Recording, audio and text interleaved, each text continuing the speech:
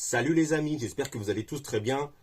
Moi ça va très bien et très content de vous retrouver. Et on se retrouve aujourd'hui pour faire ensemble le résumé de Fastlane qui a eu lieu ce week-end dans la nuit du samedi 7 au dimanche 8 octobre en direct à 2 heures du matin, heure française, sur le WWE Network. Et tout d'abord, n'hésitez pas à vous abonner et cliquer sur la petite cloche pour être informé de la sortie des prochaines vidéos. Et car ça aide beaucoup à continuer à faire grandir la chaîne et ça aide beaucoup pour le référencement. Et n'hésite pas à t'abonner sur mes réseaux sociaux, à me suivre sur mes réseaux sociaux et à t'abonner à Facebook, Twitter, Instagram, YouTube. Et cette fois-ci, on démarre le résumé de Fastlane. Et comme prévu, il y avait bel et bien 5 matchs sur la carte. Et en match d'ouverture, on a eu le match pour les titres par équipe, avec le Judgment Day, Damian Priest et Finn Balor, qui défendaient les titres par équipe face à Cody Rhodes et Jey Uso. Pour être honnête avec vous, moi, ça m'a surpris de voir que ce match était en match d'ouverture, mais bon, après, pourquoi pas, car il peut toujours passer des choses avec Damian Priest plus tard dans la soirée, disons-nous. Et ce match, je l'ai trouvé vraiment très bon.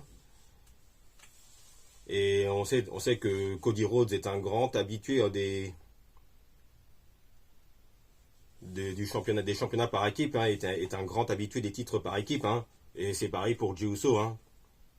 Et ce qui fait que ces deux équipes ont fait un excellent match. Et moi j'ai très bien aimé ce match, même si ça m'a surpris que ce match soit en ouverture, mais bon, ça c'est pas grave. Et on a eu des interventions, notamment de JD McDonagh à l'extérieur, qui a essayé d'aider le Judgment Day. Et JD McDonagh a pris la mallette et a essayé de... Comment dire,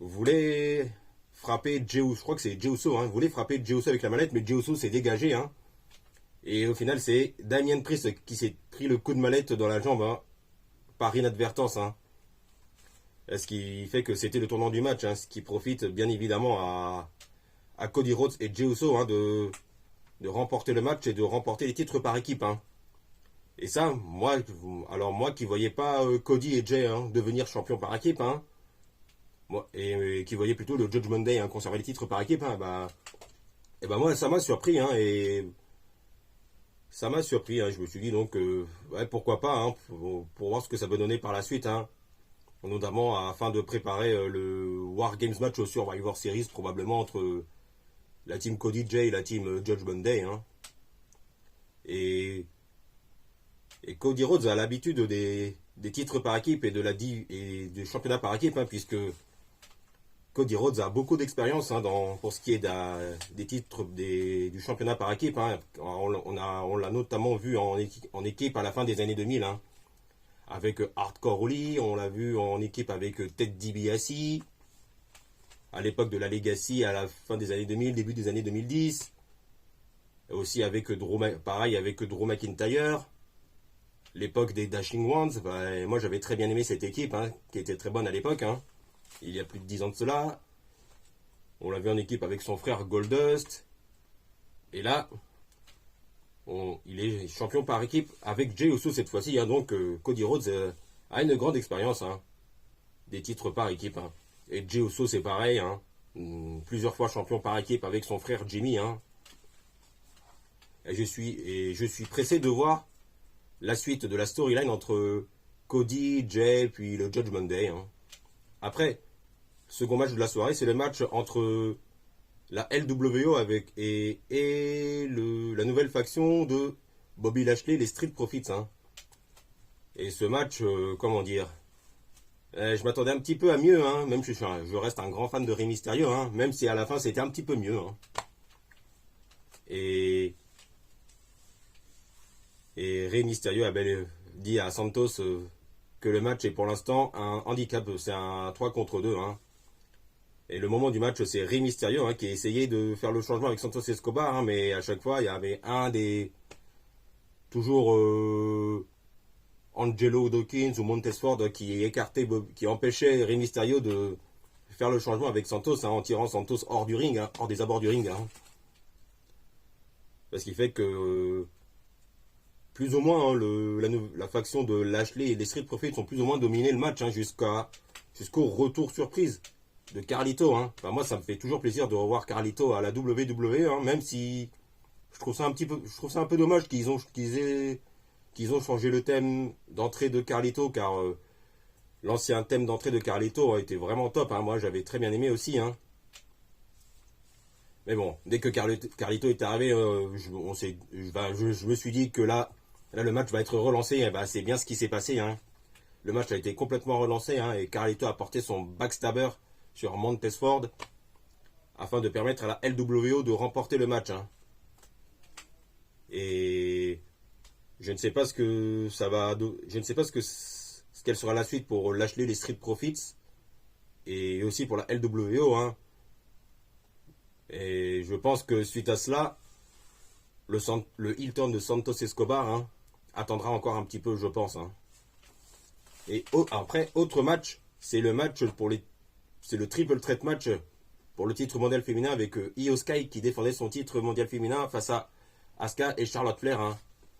Enfin, pour être honnête avec vous, hein, ouais, j'ai pas grand chose à dire de ce match, hein, si c'est peut-être l'intervention de Bayley, hein, qui aide Io Sky à remporter le match en portant son moonsault, hein, sur Charlotte Flair, hein, ce qui n'est pas rien, hein, et faire le tomber sur Charlotte Flair, ce qui n'est pas rien aussi, hein, et de remporter le match afin de rester championne du monde féminine. Hein. Et là, je ne sais pas trop ce que ça va donner pour Io Sky, Bayley et tout le damage control, hein, mais on verra bien. Hein. Et après, autre match, c'est le match avec John Cena et LA Knight, hein, qui ont fait équipe face à la Bloodline. Hein. Enfin, précisément, Jimmy Uso et Solo Sikoa. Hein. Le match a duré 15-20 minutes, je crois. Hein. Et le match, c'était très bon. Hein. Et John Cena a parfaitement mis LA Knight en valeur. Et ça me fait plaisir à voir, puisque LA Knight a un très bel avenir à la WWE, hein, et a tout pour être un futur champion du monde, hein, que ce soit champion du monde poids lourd ou champion WWE universel unifié. Hein. Et au final, c'est LA Knight qui a apporté son BFT, hein, qui est son finisher sur Jimmy Uso, hein, et qui a fait le tomber afin de permettre à son équipe de gagner le match. Hein. Et après le match, on a John Cena et LA Knight qui ont célébré la victoire ensemble avec le public. Hein. Et John Cena a levé la main de LA Knight. Hein. Et après, on a LA Knight qui a levé la main de John Cena, hein, afin de féliciter la légende qui est John Cena. Hein. Moi qui suis toujours un grand fan de John Cena, hein, depuis que je suis le catch depuis 15 ans. Hein. Enfin, depuis presque 15, enfin, depuis 15 ans. Hein. Et va-t-on encore revoir John Cena à la WWE prochainement, hein? Et ça, j'en doute un petit peu, hein, puisque la grève des scénaristes, c'est terminé, hein, et John Cena devrait probablement repartir en tournage. Hein. Donc, est-ce qu'on va revoir John Cena, hein, continuer à le revoir, John Cena à la WWE, hein, dans les prochaines semaines? J'en doute un petit peu, même si ça me ferait encore plaisir. Et après, on a le match pour le titre de champion du monde poids lourd avec Seth Rollins qui défendait son titre mondial face à Shinsuke Nakamura dans un last man standing match. Hein. Et au final, hein, moi, c'était une très bonne idée, hein, d'avoir mis ce match dans le main event, hein, puisque le match a duré 30 minutes. Hein, et le match était vraiment très bon. Hein, où tu avais un Nakamura, hein, qui a dominé quasiment tout le match. Hein, où il était à plusieurs reprises, hein, notamment tout proche de remporter le titre poids lourd. Hein. Et à chaque fois, Seth Rollins a réussi à se relever au dernier moment, hein, avant le compte de 10. Hein. Ce qui m'a rappelé John Cena au début des années 2010. Hein. Pour ce qui est de Seth Rollins, hein, qui s'est relevé avant le compte de 10. Hein. Et au final, hein, on a eu Seth Rollins qui a porté son stomp sur Nakamura sur une structure. Enfin, je ne sais plus quelle structure, hein, mais... Et au final, Seth Rollins se relève au compte de 10, hein, ce qui n'est pas le cas de Shinsuke Nakamura. Hein. Et au final, c'est Seth Rollins qui remporte le match et qui reste champion du monde poids lourd. Hein. Et j'ai vu que, peut-être que, c'était un très bon moment, hein, pour terminer le PLE Fastlane, hein, qui a été vraiment très bon. Hein. Et moi, personnellement, hein, je ne m'attendais pas vraiment au cash-in, à l'encaissement de contre Money in the Bank de Damien Priest. Hein. Car comme vous le savez sans doute, hein, il y a eu un segment où Damien Priest a regardé le segment, a regardé le clip vidéo du match entre Rollins et Nakamura. Hein, et on voit qu'il voulait encaisser sa mallette dès ce soir. Hein. Et je me suis dit qu'avec la célébration du Rollins avec le public, hein, pour terminer le très bon PLE Fastlane, hein, je me suis dit, là faudra attendre encore un peu pour l'encaissement de contrat Money in the Bank de Senior Money in the Bank Damien Priest. Hein. Car on voyait tous, car pour être honnête, hein, je voyais vraiment mal Damien Priest attaquer Rollins à l'extérieur et le ramener sur le ring et encaisser le contrat. Hein. Mais je pense qu'il faudra encore attendre un peu. Hein. Bon bah voilà, hein, je crois que c'est tout pour aujourd'hui. Hein. J'espère que cette vidéo vous a plu. Hein. N'hésitez pas à dire en commentaire quel est votre match préféré du très bon PLE Fastlane. Hein. Et quels ont été les meilleurs moments. Hein. Et encore une fois, hein, n'hésitez pas à vous abonner. Hein. Et cliquez sur la petite cloche pour être informé de la sortie des prochaines vidéos. Hein, car ça aide beaucoup à faire grandir la chaîne. Hein. Et n'hésitez pas à me suivre sur mes réseaux sociaux, Facebook, YouTube, Instagram, Twitter. Et on se retrouve très vite pour parler de football et de catch.